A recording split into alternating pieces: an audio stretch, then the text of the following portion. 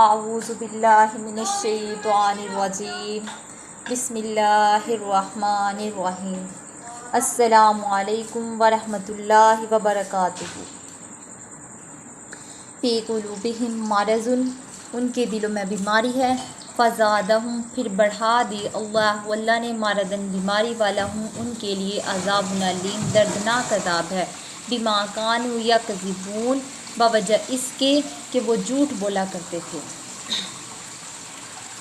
جب حضور نبی اکرم صلی اللہ علیہ وآلہ وسلم کے خلاف منافقین کے دل میں عداوت کے جو جذبات پرورش پا رہے تھے اور حسد اور غصے کی جو چنگاریاں چٹخ رہی تھیں، ان کو قرآن نے مرض سے تعبیر فرمایا ہے۔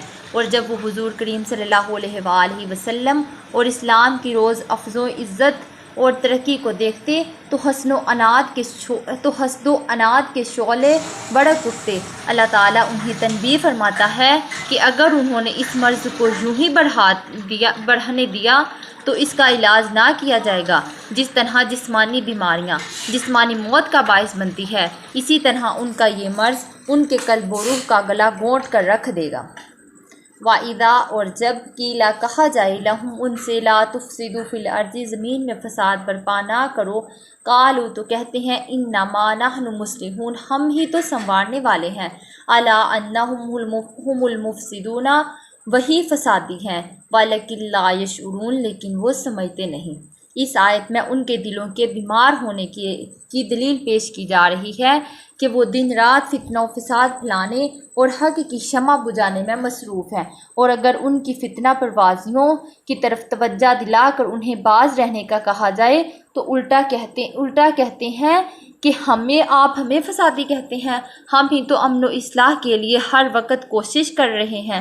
اب جو شخص فساد پھیلانے اور حق کا چراغ گل کرنے کو اصلاح کہنے پر مصر ہو، اس کے قلب و نظر کو اگر بیمار نہ کہا جائے تو کیا کہا جائے؟ اب آپ اپنے گرد و پیش پر نگاہ ڈالیے، جتنے نئے فرقے نئے مذہب جنم لے رہے ہیں، ان کے بانی بھی دین کی اصلاح اور قوم کی فلاح کا دعویٰ ہی کرتے ہیں، لیکن ان کی فتنہ پردازیاں آئے دن جو گل کھلا رہی ہیں، ان کے باعث تو قوم کا ذہنی اتحاد بھی پاش ہوتا جا رہا ہے۔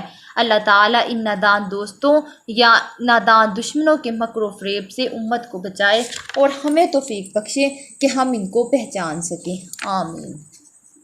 وَإِذَا قِيلَ لَهُمْ، اور جب ان سے کہا جائے، آمنوا ایمان لاؤ، کما آمن الناس، جیسے ایمان لائے، قالوا تو کہتے ہیں، انؤمن، ہم ایمان لائے، کیا کما جیسا کہ آمن السفہاء، جیسا کہ بے وقوف ایمان لائے، اللہ انہم هم السفہاء، وہی احمق ہیں، ولکن لا یعلمون، لیکن وہ جانتے نہیں۔ وہ لوگ جن کے نزدیک نفع و نقصان اور سود ضیاع کے جانچنے کی کسوٹی صرف دنیا کی عیش و آرام اور عزت و جاہ ہے، ان کے نزدیک وہ ہستیاں عقل و دانش سے محروم ہیں جو اپنے دین و ایمان کے لیے سر درکی کی بازی لگا دیتی ہیں، لیکن حقیقت میں ان سے زیادہ ناداں اور کون ہے جنہوں نے فانی دے کر باقی کو لے لیا، جنہوں نے جان دے کر اپنے رب کی رضا حاصل کر لی۔ ان سے بڑھ کر احمق کون ہے جنہوں نے چند روز کی زندگی کی راحتوں کے عوض اپنے آپ کو ابدی راحتوں بلکہ اپنے رب کی خوشنودی سے محروم کر دیا۔ اس لیے قرآن پاک نے فرمایا، الا انہم هم السفہاء۔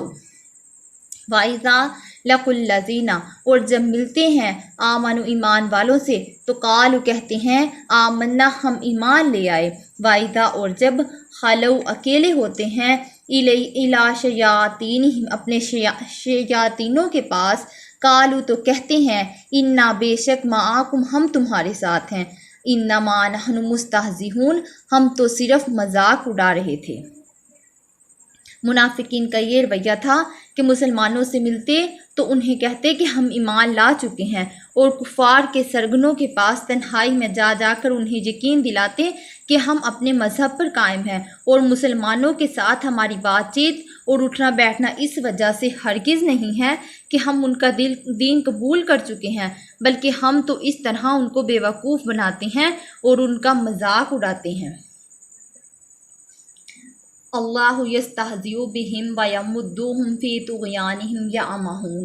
اللہ یستہزئ بہم، اللہ سزا دے رہا ہے انہیں ان کے مذاق کی، ویمدہم اور انہیں ڈیل دیتا ہے، فی طغیانہم فی میں طغیانہم اپنی سرکشی میں، یعمہون کہ وہ بھٹکتے رہیں۔ علامہ قرطبی نے لفظ استہزاء کی لغوی تحقیق کرتے ہوئے لکھا ہے کہ استہزاء کے معنی انتقام لینا ہے۔ اس تحقیق کے مطابق اللہ یستہزئ بہم کا معنی ہوگا کہ اللہ ان سے ان شرارتوں کا انتقام لیتا ہے۔ اس معنی میں اللہ تعالیٰ کی طرف استہزاء کی نسبت میں کوئی قباحت نہیں۔ نیز اہل عرب میں یہ عام محاورہ ہے کہ جب کوئی کام کسی فعل کی سزا دینے کے لیے کیا جائے تو اس کی تعبیر بھی اسی لفظ سے کر دیتے ہیں جس لفظ سے اس فعل کی تعبیر کی گئی ہو جس پر سزا یا عتاب کیا جا رہا ہو۔ مثلاً یعنی برے فعل کی جزا بھی اسی طرح بری ہوا کرتی ہے، حالانکہ سزا جو عدل و انصاف کا عین تقاضا ہوتا ہے بری نہیں ہوتی۔ انہوں نے خدا کو بلا دیا تو خدا نے انہیں بلا دیا، حالانکہ خدا کی ذات بھول سے پاک ہے، لیکن ان کے بلانے پر جو سزا دی گئی ہے اس کو بلانے سے تعبیر کیا گیا ہے۔ اسی طرح استہزاء پر منافقین کو جو سزا دی گئی ہے اس کو بھی استہزاء سے بیان کر دیا، کیونکہ یہ استعمال محاورہ عرب کے عین مطابق تھا۔ اس لیے کفار جو قرآن پاک پر اعتراض کرنے کے لیے کسی ادنیٰ سے بہانے کی متلاشی رہتے تھے، اس استعمال پر کوئی اعتراض نہ کر سکے۔ اولئک وہ لوگ الذین جنہوں نے اشتروا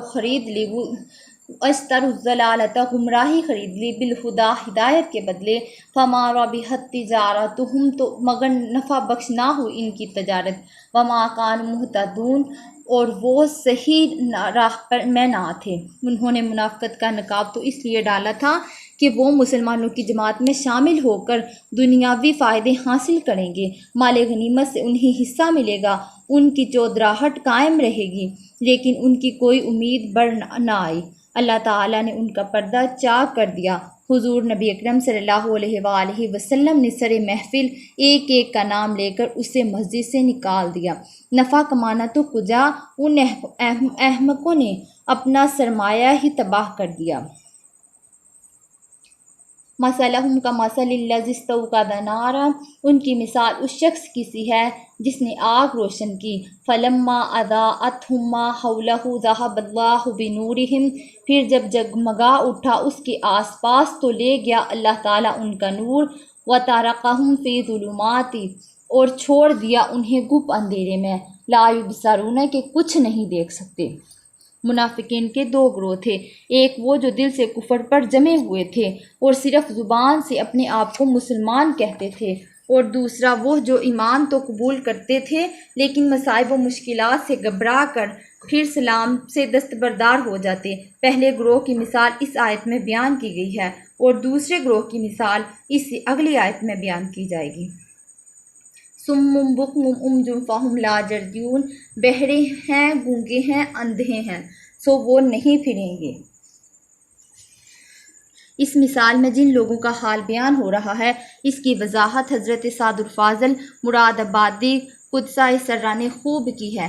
فرماتے ہیں جنہوں نے اظہار ایمان کیا، دل میں کفر رکھ کر اقرار کی روشنی کو ضائع کر دیا، اور وہ بھی جو مومن ہونے کے بعد مرتد ہو گئے، اور وہ بھی جنہیں فتنہ سلیمہ عطا ہوئی اور دلائل کی روشنی نے حق واضح کر دیا، مگر انہوں نے فائدہ نہ اٹھایا اور گمراہی اختیار کی، اور جب حق سننے، ماننے اور کہنے اور راہ حق دیکھنے سے محروم ہوئے تو ان کا کان، زبان، آنکھیں سب بیکار ہیں۔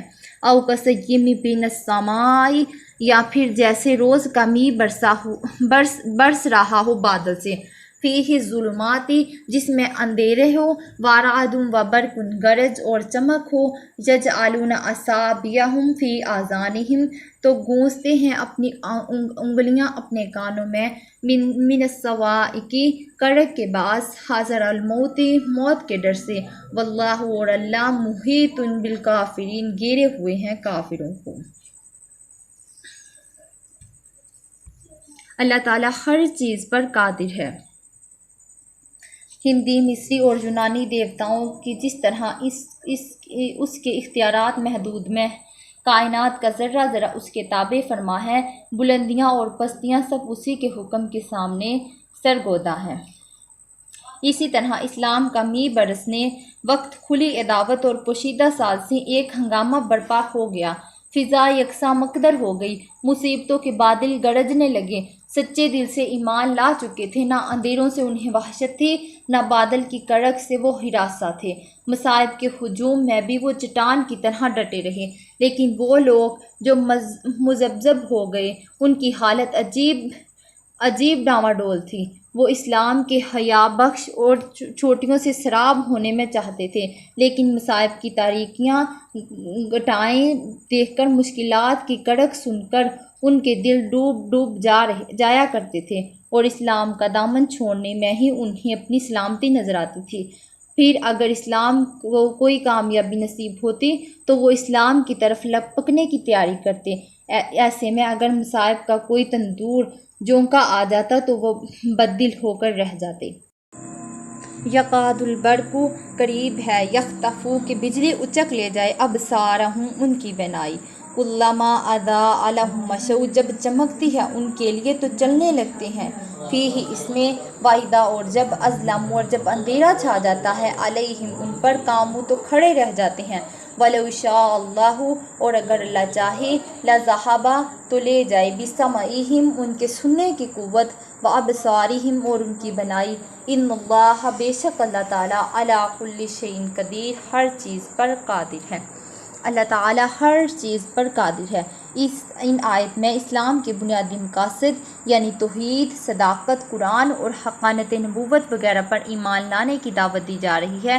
اسلام کیونکہ کسی خاص قوم، ملک یا قوم کا دین نہیں ہے، بلکہ تمام بنی نوح انسان کا تا قیامت دین ہے، اس لیے عام خطاب سے دعوت دی جا رہی ہے۔